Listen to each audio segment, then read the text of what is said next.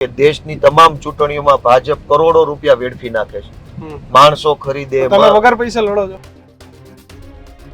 કોંગ્રેસ પાસે મુદ્દો નથી, માણસ નથી, જમીન ઉપર કાંઈ એનો માહોલ નથી, એટલે એ ભલે જે બોલે એનો કાંઈ વાંધો નથી. ધર્મ વિરોધી ગોપાલ ઇટાલિયા જબરજસ્ત એક મુદ્દો ચાલે છે. તમારા જૂના વિડીયો લઈ અને માર્કેટમાં અત્યારે કે ભાઈ ગોપાલ ઇટાલિયા તો ધર્મ વિરોધી છે ને આ વાત કરે છે, બ્રાહ્મણ વિરોધી છે ને હિન્દુ વિરોધી ચિતરવામાં. ખરેખર તમે એવા છો? હવે આ ભાજપે એટલા બધા હલકા ધંધા કર્યા, એટલા બધા અધમ કામ કર્યા છે. ચૂંટણીઓને ભાજપે એકદમ કહેવાય ને કે હલકાઈ વાળી કરી નાખી છે. ગુંડાઓ, પોલીસ, બુટલેગરો, માથાભારે માણસો, પથ્થરમારો કરવો, બેનર ફાડી નાખો. તમારા માટે સરળ ઉમેદવાર કોણ છે, કિરીટભાઈ કે નીતિન રાનપરિયા? રાહુલ ગાંધી પોતે સ્વીકારે છે કે અહીંયા છે ને લગ્નના ઘોડા જાજા છે ને રેસના ઓછા છે. ભજીયા રાખ્યા છે કે નહીં? રાતે ગામડાઓમાં ખવડાવો છો ભજીયા કે એવું કઈ? ભાઈ અમારે પબ્લિક નું તેલ કાઢવું નથી, ભજીયા ખવડાવવા નથી. જે ભજીયા ખવડાવી તેલ કાઢે છે. એમએલએ બનવાનું સ્વપ્ન હતું આમ પહેલેથી ક્યારેય?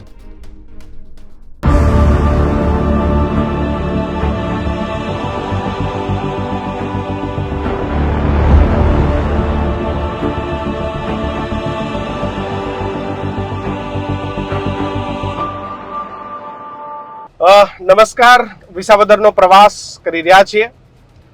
ગોપાલ ઇટાલિયા એ અહીંથી ચૂંટણી લડી રહ્યા છે અને લગાતાર પ્રવાસ કરી રહ્યા છે, વિસાવદરને જાણી રહ્યા છે, જોઈ રહ્યા છે અને સોશિયલ મીડિયામાં હાલ એમનો જબરજસ્ત માહોલ છે. ગ્રાઉન્ડ શું છે પરિણામોમાં ખબર પડશે, પણ સીધી જ વાત ગોપાલ ઇટાલિયા સાથે કરીએ. ગોપાલભાઈ, ખૂબ ખૂબ સ્વાગત છે ન્યૂઝ. બરાબર. વ્યસ્ત છો એટલે આપણે ગાડીમાં ચર્ચા કરવી પડે છે સતત લોકોના પ્રવાસ વચ્ચે. ગોપાલભાઈ, તમને શું કરવા લોકો અહીંથી મત આપશે ને જીતાડશે? કામ કરવા માટે, કામ કરવા માટે, લોકોની મદદ કરવા માટે, લોકોને ઉપયોગી બનવા માટે, એમની વાત સાંભળવા માટે અને એમની વેદના ગાંધીનગર વિધાનસભા સુધી પહોંચાડવા માટે લોકો મને મત આપશે. તો એવું બીજા લોકો કેમ નહીં કરી શકે ને ગોપાલ ઇટાલિયા જ કરી શકશે? બીજા લોકો એવું કરવાના હોતે તો કરી નાખ્યું હોતે ને. સરકાર ભાજપની જ છે, કરવાના જ હોતા તો કઈ મારા માટે બાકી ના રાખ્યું હતું. તો બીજા બધા જ લોકો ઉપર જનતાએ એક એક વખત અખતરો કરી લીધો છે, પણ થયું નથી એવું. એટલે લોકોને ખ્યાલ છે કે હવે આ કામ ગોપાલ ઇટાલિયા કરી શકે એવો સક્ષમ માણસ છે, એવો હોશિયાર માણસ છે, એવો હિંમત વાળો માણસ છે, માટે ગોપાલને એક તક આપવી જોઈએ, આવો લોકોનો અભિપ્રાય છે. તો ગ્રાઉન્ડ ઉપર જાઓ છો તો કેવા પ્રશ્નો મળે છે અને તમે લોકોને શું વાત કરો છો? કારણ કે લોકોએ ભાજપને મોકો આપી દીધો, કોંગ્રેસને આપી દીધો ને આમ આદમીને આપેલો જ હતો, ભૂપતભાઈને મોકો. તો તમને ગ્રાઉન્ડ ઉપર જઈને કંઈક તો આશ્વાસન આપવું પડતું હશે ને લોકોને, ભયા કરીશું. બિલકુલ. એક તો ગ્રાઉન્ડ ઉપર હું જાઉં છું તો અલગ અલગ સમાજ અને અલગ અલગ વર્ગના લોકોને હું મળું છું. હું આમ તો છેલ્લા 2.5 મહિનાથી અહીંયા છું. 2.5 મહિનામાં મેં લગભગ તમામ ગામ અને લગભગ જ્ઞાતિના આગેવાનો, વડીલો, યુવાનોને હું મળી ચૂક્યો છું. ખેડૂતોના પ્રશ્નોમાં પાણીનો પ્રશ્ન છે, ટેકાના ભાવની ખરીદીના ભ્રષ્ટાચારનો પ્રશ્ન છે, ખેડૂતોને ખાતરનો પ્રશ્ન છે, દવા બિયારણનો પ્રશ્ન છે, જમીનમાં આપણે આ ખેડૂતોના પ્રશ્ન છે. ખેતી મજૂરી કરતા લોકો જે છે કે જેમની પાસે આજીવિકાનું બીજું કોઈ સાધન નથી, એમના પ્રશ્ન 100 વારીઓ પ્લોટનો કોઈ સમસ્યા છે, કોઈને બીપીએલ નું કાર્ડ નથી એમના પ્રશ્નો છે, કોઈને સરકારી આવાસ યોજના નથી મળી એમનો પ્રશ્ન છે, કોઈને પોતાના વિસ્તારની અંદર ગંદકી છે, સફાઈ નથી, સ્ટ્રીટ લાઇટ નથી એમના પ્રશ્નો છે. આ સિવાય રત્ન કલાકારો છે તો રત્ન કલાકારોનો એમનો પ્રશ્ન છે, હીરામાં મંદી છે, છોકરાઓને ભણાવવા માટે, દવાખાનાના ખર્ચાને પહોંચી વળવા માટે કોઈ વ્યવસ્થા નથી એનો પ્રશ્ન છે. મહિલાઓના પ્રશ્નો, મહિલાઓ એક બેને મને સરસ વાત કરી કે અમારી દીકરીઓ ભણાવવી તો છે પણ બસ ક્યાં, તો શું અમારે દરરોજ તાલુકે છોકરી મૂકવા જવાની? તો અનેક ગામડામાં સરકારી બસ નહીં આવવાનો પ્રશ્ન બહેનો કહી રહી છે. મને અલગ અલગ 5 ગામમાંથી સભામાં આવેલી બહેનો એવું કીધું કે અમારા ગામમાં બસ નથી આવતી, તો અમારે કંઈક દવાખાનાનું, સ્કૂલનું બીજું કામ હોય કેમ જવાનું? પુરુષ તો ચલો 2 વ્હીલ લઈને વયો જાય, બધા પાસે 2 વ્હીલ ન હોય અને 2 વ્હીલ હોય તો કઈ પેટ્રોલ ભરાવાના કઈ એવા પૈસા હોતા નથી. તો બહેનોએ બસનો સમસ્યા બહુ મોટા પાયે રજૂ કરી કે સરકારી બસો પેલા અમારા ગામમાં કે 3 આવતી, કોઈ કે અમારા ગામમાં 5 આવતી, હવે એકઈ નથી આવતી. તો આ વિસ્તારના આ બધા પ્રકારના નાના મોટા અનેક પ્રશ્નો છે અને એ પ્રશ્નો ઉપર મેં લોકોને બાહેધરી આપી છે કે પ્રશ્નમાં જે પ્રશ્ન સરકારી પ્રક્રિયાને લગતો પ્રશ્ન હશે એનું તો હું સોલ્યુશન લાવી દઈશ. આધાર કાર્ડ કાઢવું, કેવી રીતે ચૂંટણી સરકાર તો તમારી છે નહીં. અરે ભાઈ, જે પ્રશ્ન પ્રક્રિયાનો છે, પ્રોસેસનો પ્રશ્ન છે, એમાં સરકારની જરૂર નથી. અચ્છા. પ્રોસેસ શું છે કે આધાર કાર્ડ કઢાવવું છે તો એની કોઈ પ્રોસેસ છે, એમાં સરકારની મંત્રીની મહેરબાની જરૂર નથી. બસ જે માણસ બેઠો હોય એ સમયસર પ્રોસેસ ન કરતો હોય તો એની હારે રહીને એને ફોન કરીને સમજાવીને જે કેવું પડે કહીને પ્રોસેસ કરાવવાની. ધારો કે વારસાઈ કરાવવાની છે, ધારો કે આવકનો દાખલો કઢાવવાનો છે, ધારો કે વન વિભાગ પાસેથી એનઓસી લેવાનું છે, ધારો કે બેંકમાં ખાતું ખોલાવવાનું છે, ખાતું બંધ કરાવવાનું છે, લોન ક્લોઝ કરાવવાની. તો આ તમામ પ્રકારના કામો છે એ પ્રોસેસને લગતા કામો છે. ધારો કે નવું વીજળીનું કનેક્શન લેવું છે ખેતરમાં અથવા ઘરે, ધારો કે કનેક્શન ટ્રાન્સફર કરવું છે, આ તમામ કામ કિશનભાઈ પ્રોસેસના કામો છે. જે કામ મારી જેવો વકીલ હોય, ભણેલો માણસ હોય, સક્ષમ માણસ હોય કરાવી શકે છે. સરકાર આવે કે સરકારના કિરીટભાઈ ભણેલા જ છે ને, હું એ જ કહું છું. અને નીતિનભાઈ ભણેલા જ છે, કઈ અને બીજા ઘણા બધા ઉમેદવારો છે. કઈ વાંધો નહીં, હું એને જ જવાબ આપું છું કે ભાજપ પાર્ટી એ મોટા માણસોની, મોટા નેતાઓની, રૂપિયાવાળાની પાર્ટી છે. એને આવા નાના નાના કામ દેખાતા જ નથી.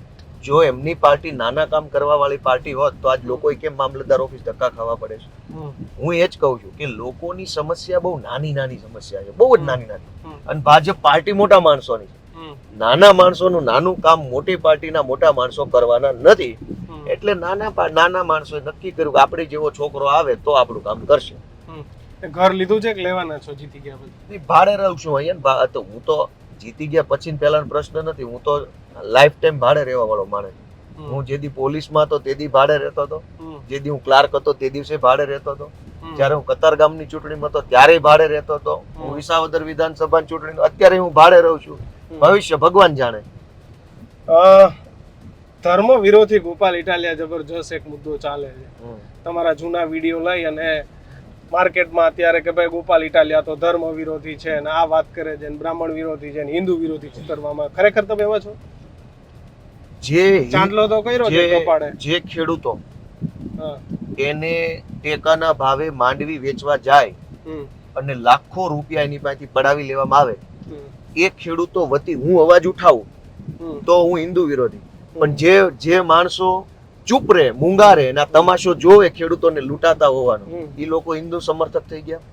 અમરેલીમાં જે હોય તે, જે લોકો સર્ટિફિકેટ વેચવાની દુકાન ખોલીને બેઠા છે, કોણ હિન્દુ અને કોણ હિન્દુ નથી, એ સર્ટિફિકેટ જે કાર્યાલયમાંથી નીકળે છે એ સર્ટિફિકેટ આપનારા ગુજરાતના તમામ લોકોને મારે પૂછવું છે કે અમરેલીમાં એક હિન્દુ દીકરીની લાજ લૂંટાય, સરઘસ કાઢવામાં આવે ત્યારે ગોપાલ ઇટાલિયો અવાજ ઉઠાવે તો ગોપાલ ઇટાલિયો હિન્દુ વિરોધી. અને એક દીકરીનું દ્રૌપદીની જેમ ચીરહરણ થતું જે લોકો ચૂપચાપ જોઈ રહ્યા છે, એક શબ્દ નહોતા બોલ્યા, એ લોકો હિન્દુ પ્રેમી થઈ ગયા. જે આ વિસાવદર વિધાનસભાની અંદર ખેડૂતોને ખાતર નથી મળતું, ગરીબોને અનાજ નથી મળતું, સામાન્ય માણસને બીપીએલ કાર્ડ નથી મળતું, એ બધા હિન્દુઓ જ છે. એના વતી અમે લડીએ છીએ. ઇકોઝોન માટે અમે લડીએ છીએ. ઇકોઝોનમાં 95% ખેડૂતો હિન્દુઓ છે. એમની જમીનના ભાવ ઘટી ગયા, એમને જંગલ ખાતાનો ત્રાસ સહન કરવો પડે. અમે એ ખેડૂતો માટે લડીએ છીએ તો અમે હિન્દુ વિરોધી. અને જે સર્ટિફિકેટ વેચનારા લોકો છે કે જે લોકો ઇકોઝોન ઉપર એક શબ્દ નથી બોલતા, એ લોકો અમને ઈ નક્કી કરશે કોણ હિન્દુ કોણ. એ જે વિડીયો હતો એનો પરિપ્રેક્ષ જે તે સમયે અલગ હતો ને એનો અત્યારે અલગ રીતે ઉપયોગ થઈ રહ્યો છે ભાઈ. એ તો રાજકારણ છે, આમાં આવું રહેવાનું જ છે, એની કોઈ મતલબ નથી. રાજકારણમાં અમારા સિવાય બધી પાર્ટી આવું જ કરતી હોય. આવું જ રહેવાનું તો તમે શું કરવા રાજકારણમાં? અમે નથી કરતા. હું એ જ કહું છું, રાજકારણમાં અમારા સિવાયની બધી પાર્ટીઓ આવું જ કરતી હોય છે. કોન્ટેક્સ્ટ અલગ હોય ને વાત અલગ કરી નાખે, એનો ધંધો છે. તમે ચૂંટણી વિસાવદરના મુદ્દા પર લડો ને. હિન્દુ મુસલમાન તો તમે બેંક લઈ આવ્યા કિરીટભાઈની, તમે કિરીટભાઈની પેલી મંડળી વાળું કઈક પૈસા ઉપડી ગયા એવી વાત લઈને આવો છો, તો એ મુદ્દાઓ પણ વિસાવદરના જ છે. વિસાવદરના જ છે ને. તો મંડળી ક્યાંની છે? વાંદરવડ ગામ ભેસાણ તાલુકામાં આવ્યું, ચણાકા ગામ ભેસાણમાં આવ્યું, કાલસારી છે અહીંયા વિસાવદરમાં આવ્યું, તો મેંદપરા છે ભેસાણમાં આવ્યું. તો આ ગામની જ વાત કરું છું. કોઈ અષ્ટમ પષ્ટમ વાત મારી પાસે ન હોય. ભાજપ પાસે કોઈ મુદ્દો નથી, કોઈ કઈ અહીંયા કહેવા જેવું એનું કામ નથી. સરકાર 40 વર્ષથી ભાજપની છે, સાંસદ સભ્ય 15 વર્ષથી ભાજપના, જિલ્લા પંચાયત 10 વર્ષથી ભાજપની છે, છતાં એક ગણાવી શકાય એવું કામ નથી. એટલે હિન્દુ મુસલમાન પાકિસ્તાન આવું હવે ભેસાણમાં આવું કરવાનું? અહીંયા તો મૂકી દો, કમસે કમ દેશ લેવલે હિન્દુ મુસલમાન કરો છો ચૂંટણીમાં તો ઠીક છે, ભેસાણમાં આ ધંધા કરવાના. સાધુ સંતો કિન્નર અખાડાઓ એ બધાય ગોપાલભાઈ વિશે જે શબ્દો પ્રયોગ કરે છે, માર નથી કરવો, પણ તમે સાંભળ્યા હશે. એ બધા લોકો અમરેલીની દીકરીનું સરઘસ નીકળ્યું ત્યારે કઈ બોલ્યા હતા એવું ધ્યાનમાં છે તમારે? નથી. તો એ સરઘસ મેં તો નહોતું કઢાવ્યું ને. પણ આપણે અમરેલીની વાત પાછી હું લઈ શું આવીએ કહેવા છીએ. માંગુ છું કે હા. વાત છે એ સાધુ સંતો મહંતોની છે ને, હમ. એની જવાબદારીમાં આવે કે નહીં કે નિર્દોષ દીકરીનું સરઘસ નીકળતું હોય ને આબરૂ ઉછાળાતી હોય. પણ ચૂંટણી વિસાવદર છે ને ત્યારે અમરેલીમાં હા, ચૂંટણી નહીં નથી તો. ગોપાલભાઈ. એ તો ચૂંટણી ઉભાઈ નથી ને પાછા. હા, નથી ઉભા. હા, તો એની જવાબદારી તો ન્યુટ્રલ રહેવાની છે ને. બિલકુલ છે. તો કેમ નથી ન્યુટ્રલ હમ. એ પૂછો ને. હમ. કે એક દીકરીની લાજ લૂંટાય ત્યારે તમારે વિડીયો બનાવવાનું મુહૂર્ત નથી આવતું. હમ. ગોપાલ ઇટાલિયા ચૂંટણી ઉભો રહે ને કિરીટ પટેલ ફોન કરે તો વિડીયો બનાવવાના. હમ. તો તમારી જવાબદારી ન્યુટ્રલ રહેવાની છે કે પક્ષપાત ભર્યું વલણ રાખવાની છે એ એમને પૂછો. તો તમને એવું અત્યારે શું લાગે છે કે ભાઈ તમે જીતી જશો એવું કે લાગે છે, અને કોંગ્રેસ એવું કે છે આપ અને એનો બાપ, આ પ્રકારે કોંગ્રેસ અત્યારે ધબધબાટી બોલાવે બધી બાજુ? કોંગ્રેસ પાસે મુદ્દો નથી, માણસ નથી, જમીન ઉપર કાંઈ એનો માહોલ નથી, એટલે એ ભલે જે બોલે હવે એનો કાંઈ વાંધો નથી. આ વાંદરવડ ગામ આવ્યું. આ વાંદરવડ અહીંયા જ કૌભાંડ થયું છે. હમ. એક ખેડૂતે આત્મહત્યા કરી લીધી છે. શું વાત કરે? હા હા કરી લીધી છે. શું આ વાત છે? મંડળીના કારણે. મંડળીના કૌભાંડના કારણે. હમ. પણ ગોપાલભાઈ, આપણે ગમે એટલી વાતો કરીએ, તમે આમ આદમી પાર્ટીની વાત કરો, ગોપાલ ઇટાલિયા તરીકે એક સાદા વસ્ત્રો, સાદી જિંદગી, આ તે બધું પોલિટિક્સની બહાર આવીએ, રાજકારણની બહાર આવીએ, એક વ્યક્તિ તરીકે આપણે બે વાર્તા કરીએ છીએ. ચૂંટણીઓ કેટલી અઘરી થઈ ગઈ છે, બહુ. કારણ કે તમારી પાસે શું વ્યવસ્થાઓ છે મને નથી ખબર, કારણ કે તમારી સરકારો ક્યારેય ગુજરાતમાં નથી, પંજાબ અને દિલ્હીમાં છે. તો વ્યવસ્થાઓનો ભાગ છે એક ચૂંટણી. અત્યારે કેટલું ટફ પડે રોજ, ખર્ચો, આ તે બીજું ભાજપે ત્રીજું. છે ને, ભાજપ ચૂંટણીઓ છે ને પહેલા બહુ પવિત્ર તહેવાર હતો. અચ્છા. ઉત્સાહનો, ઉર્જાનો, સમાજનું સારું કરવાનો પ્રસંગ એટલે ચૂંટણી હતી. હમ. હવે આ ભાજપે એટલા બધા હલકા ધંધા કર્યા, એટલા બધા અધમ કામ કર્યા છે. ચૂંટણીઓ એટલે વેર ઝેર, લડાઈ ઝઘડા, ખુન્નસ ફેલાવવું, આનો પ્રસંગ બનાવી દીધો. તમે જુઓ કે દેશની તમામ ચૂંટણીઓમાં ભાજપ કરોડો રૂપિયા વેડફી નાખે છે, માણસો ખરીદે. તમે વગર પૈસા લડો છો. એક વાત એ છે કે તમે મારા ઘરે આવ્યા હોય તો હું તમને ચા પીવડાવું એ અલગ વાત છે, પણ હું તમારું સોનાનો મુગટ પહેરાવીને સ્વાગત કરું તો એ વેડફાટ છે. મહેમાનને ચા પીવડાવો તો એ ખર્ચો નથી. તો જેવી જેની કેપેસિટી. આ તો એ કેપેસિટી 2 નંબરના રૂપિયાથી આવેલી છે ને, એ તો કહેવા માંગુ છું. ઈ કઈ પાણા ભાંગવા તો જાતા નથી, કપાસ વીણવા જાતા નથી, કેરી વેડવા જાતા નથી, છતાંય કરોડો રૂપિયાની કેપેસિટી ભાજપ વાળા પાસે કેમ છે? આપણા ગામડાનો જે માણસ 12 માસ મજૂરી કરે છે, ઘરમાં હોય એટલા સભ્યો મજૂરી કરે છે, એને વર્ષે લાખ રૂપિયાની બચત નથી થતી, અને ભાજપ વાળા કરોડો રૂપિયાની કમાણી ક્યાંથી લઈ આવે છે? એ તો તકલીફ છે ને કે કાળી કમાણી ચૂંટણીમાં નાખે, પોલીસ તંત્રનો ભયંકર દુરુપયોગ ચૂંટણીમાં કરે, ગુંડાઓને પેરોલ મળી જાય. વિસાવદરની અંદર ઓછામાં ઓછા 10 ગુંડાઓને પેરોલ અથવા જામીન મળ્યા છે, મને સમાચાર મળ્યા. કોને મળ્યા? આવી નામ શું કામ આપણે લઈએ? તો ગુંડાઓ છે. કેટલાયને જામીન મળી ગયા, પેરોલ મળી ગયા, કિરીટ પટેલે જવાબદારી સોંપી દીધી છે. લોકોને ડરાવી ધમકાવી પોતપોતાની. તમને કેમ નામ લેતા ડર લાગે? તમે તો નહીં ડર નહીં. હવે હલકા માણસો નામ અમારી હારી જીભે લેવાય નહીં, બીક કોઈની નથી લાગતી, પણ એવા માણસો નામ મારા મોઢે હું શું કામ લઉં? અમારી જીભ ખરાબ થાય. એટલે સવાલ એ છે કે ચૂંટણીઓને ભાજપે એકદમ કહેવાય ને કે હલકાઈ વાળી કરી નાખી છે. ગુંડાઓ, પોલીસ, બુટલેગરો, માથાભારે માણસો, પથ્થરમારો કરવો, બેનર ફાડી નાખવા. હમણાં એક દિવસ કઈક રાતે થતી ને તમારે ડિસ્ટર્બ? એ તો ફરિયાદ કરી છે એની. આશા છે ફરિયાદ? આશા રાખવી જોઈએ આપણે, આશા રાખીએ છીએ. બીજું તો શું કરવાના આપણે? કઈ ઘરની પોલીસ તો ઊભી કરવાના નથી. પોલીસ તો જે છે એ છે. એમએલએ બનવાનું સ્વપ્ન હતું આમ પહેલેથી ક્યારેય કે ધારાસભ્ય બનવું છે? માને હંમેશાથી એક સારો માણસ કેમ બની શકું, લોકોને ઉપયોગી થાય એવો માણસ કેમ બની શકું, કોક આપણી પાસે આવ્યું હોય તો આપણે એની વાત ધીરજથી કેમ સાંભળી શકીએ, એવો માણસ બનવાની ઈચ્છા હંમેશાથી છે, ભવિષ્યમાં રહેશે. મારે એવો માણસ બનવું છે. કેમ કે એમએલએ છે ને 5 વર્ષ પૂરતું બનવાનું થાય, બીજી વાર નોય બનો. પણ એકવાર તમે સારો માણસ બની જાવ તો તમે જીવો ત્યાં સુધી હારા રહી. એના માટે એમએલએ ના સર્ટિફિકેટ ની જરૂર ખરી? એમએલએ અલગ એડિશનલ વાત છે, એ એડિશનલ વાત છે. તમે હાલીને દ્વારકા જતા હો, તમને કોઈક સાયકલ આપે, તમે જલ્દી પહોંચો, એવી વાત છે. એટલે એમએલએ છે એ એડિશનલ છે. મૂળભૂત રીતે આપણે બધાએ સારો માણસ બનવાનું હોય, સમાજ ઉપયોગી માણસ બનવાનું હોય, સમાજની ખૂબીઓને આપણે ઉજાગર કરીએ અને ખામીઓને દૂર કરવાનો કોશિશ કરીએ, એવો માણસ બનવાનું બધાય હોય. પછી બાકીના કોઈ કલેક્ટર બન્યું, કોઈ પ્રાંત બન્યું, કોઈ પીએસઆઈ બન્યું, કોઈ ધારાસભ્ય બન્યું, એ બધું વ્યવસ્થાનો ભાગ છે. કોન્ફિડન્સ છે કે ઓવર કોન્ફિડન્સ છે કે સારા વક્તા છો એટલે વધારે કોન્ફિડન્સ છે, સારું બોલી શકો છો? રાજકારણમાં જે બોલે એ બહુ જોરદાર ચાલે? નહીં, મને મને કોન્ફિડન્સ અને કાં ગોઠવણ હોય એ માણસ જોરદાર ચાલે. ગોઠવણ તો અમારી શું હોય, અમે તો આમ આદમી છે, નાના માણસો, અમારી ગોઠવણ શું હોય? અમારી પાસે ક્યાં પોલીસ છે, અમારી પાસે ગુંડા પૈસા કાંઈ નથી. મને મારી મહેનત ઉપર ભરોસો છે. કોઈ કોન્ફિડન્સ ને ઓવર કોન્ફિડન્સ એવું કાંઈ નથી. મેં 2-2.5 મહિના સુધી ગામડે ગામડે જઈને એક એક માણસને, એક એક ગામમાં, એક એક જ્ઞાતિને મળીને લોક સંપર્ક જે બનાવ્યો છે, લાગણીનો સંબંધ ઉભો કર્યો છે, એમની હારે મેં મારા આત્માનું જોડાણ કર્યું છે. એ વાત ઉપર મને ભરોસો છે કે ભાઈ મેં જે કામ કર્યું છે એ લેખે લાગશે. બસ એક એટલા દિવસથી ફરો છો, આપણે હેપીનેસ ઇન્ડેક્સ ની વાત કરતા હોઈએ કે ભાઈ માણસના જીવનમાં એક સરસ જીવન હોય, સારું જીવન. માઇગ્રેશન જોયું છે કે માઇગ્રેશન ઉપર કોઈ વસ્તુ તમે ચેક કરી છે કે આ કેટલું માઇગ્રેશન છે, કેટલા વડીલો વયોવૃદ્ધો એકલા જીવન કાઢે છે અને ગામડાઓ ખાલી થઈ ગયા છે? આના માટે કઈ વિચાર છે કે બસ ખાલી છે જ માઇગ્રેશન? અને એના માટે કઈ વિચારો છો? બિલકુલ. પહેલા તો આ તમે બહુ સારી વાત કાઢી. રાજકારણમાં આવા જ મહત્વના મુદ્દા પર ચર્ચા થવી જોઈએ. કારણ કે બધું જ હોય પણ જો માણસ પાસે એનો પરિવાર અને એની હાસી ખુશી ના હોય તો નકામું છે બધું. આખા કાઠિયાવાડમાં સૌથી વધુ માઇગ્રેશન એટલે કે પલાયન એટલે કે સ્થળાંતર છેલ્લા 20 વર્ષોમાં જુનાગઢ, અમરેલી, ભાવનગર, બોટાદ અને સુરેન્દ્રનગરનો કેટલો કિસ્સો. આ પંથકમાંથી છેલ્લા 20-25 વર્ષોમાં જબરજસ્ત સ્થળાંતર થયું. શું કામ? એના મુખ્ય 3-4 કારણ છે. એક કે આપણા કાઠિયાવાડ આખામાં ઉદ્યોગો મર્યાદિત છે. બિલકુલ. ભાવનગરમાં, અમરેલીમાં, જુનાગઢમાં તો જુનાગઢ અમરેલીમાં તો બિલકુલ નથી, બોટાદમાં નથી. એટલે ઉદ્યોગ વેપાર મર્યાદિત હોવાના કારણે ખેતી અને ખેતી મજૂરી સિવાય લોકો પાસે રોજગારનો વિકલ્પ ન હોય.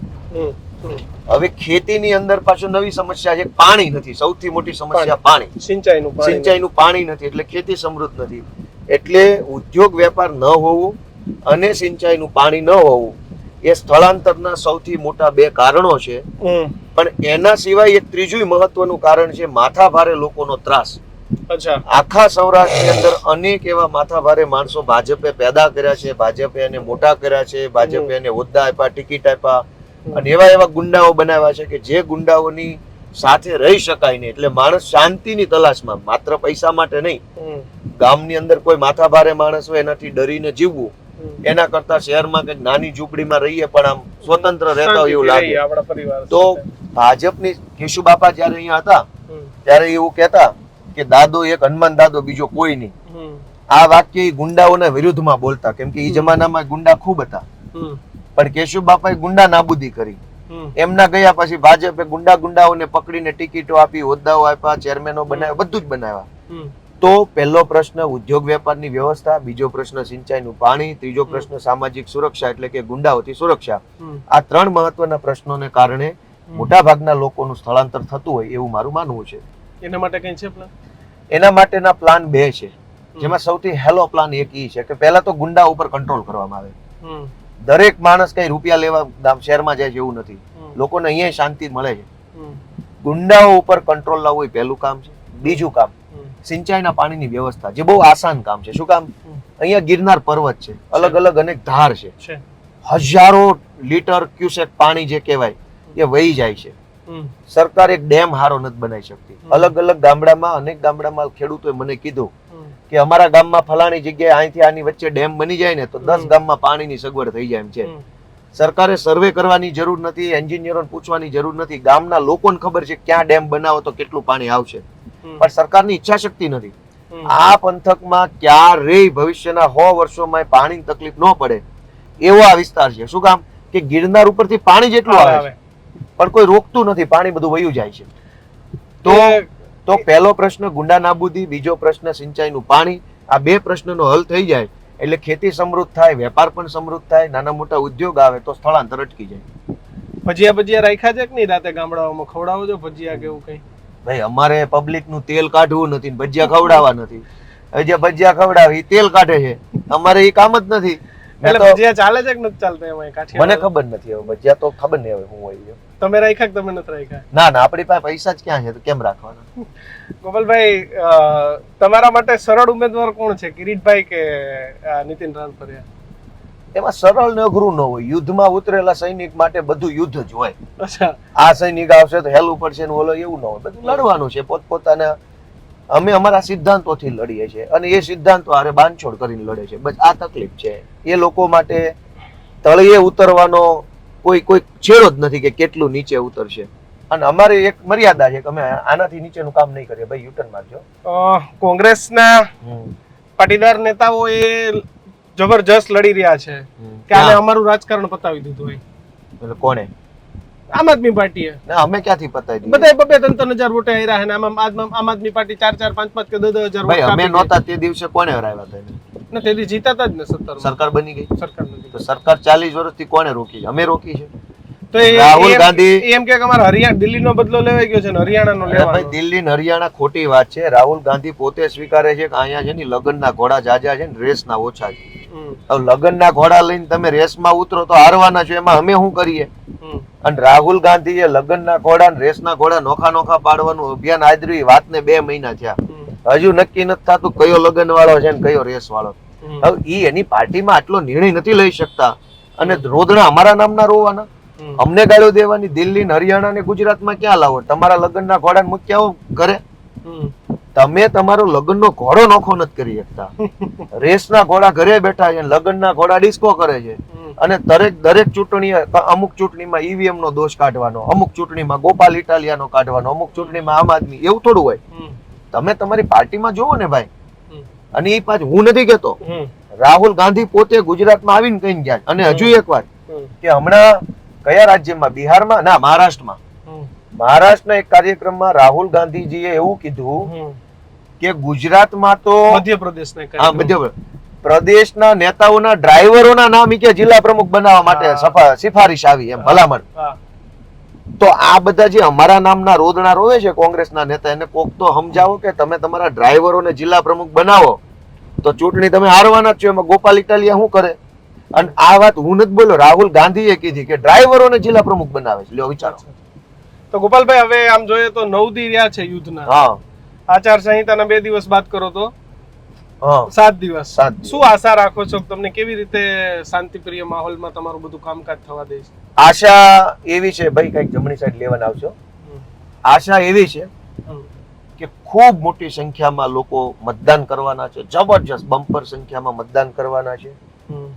આ મતદાન એ લોકો એક સક્ષમ, નીડર અને યોગ્યતા ધરાવતું નેતૃત્વ પસંદ કરવા માટે કરવાના છે. કેમ કે લોકો એમ ઈચ્છે છે કે સરકાર આ પાર્ટીની, ફલાણો આ પાર્ટીનો, એમ નહીં. માણસ કોણ સક્ષમ છે, વ્યક્તિ કોણ તાકાત વાળો છે, કોણ માણસ બોલી શકશે, કોણ લડી શકશે, કોણ અવાજ ઉઠાવી શકશે, એની ઉપર લોકો મતદાન કરવાના છે. ઝાડુનું બટન દબાવવાના છે અને મને એક તક આપવાના છે. એ લોકોએ મન બનાવી લીધું છે. ચલો ગોપાલભાઈ, ખૂબ ખૂબ આભાર. Thank you. અને તમને શુભકામનાઓ આપીએ છીએ. અમે તો બધાને આપીશું, નીતિનભાઈને આપીશું, કિરીટભાઈને આપીશું. બધાનો હક છે, બધાનો હક છે, પણ વિસાવદરની જનતા નક્કી કરશે. ગોપાલ ઇટાલિયાના મુદ્દાઓ સાથે કેટલા સહમત છો એ કમેન્ટ બોક્સમાં લખજો. જોતા રહેજો ન્યૂઝરૂમ. સબસ્ક્રાઇબ કરવાનું ના ભૂલતા. નમસ્કાર.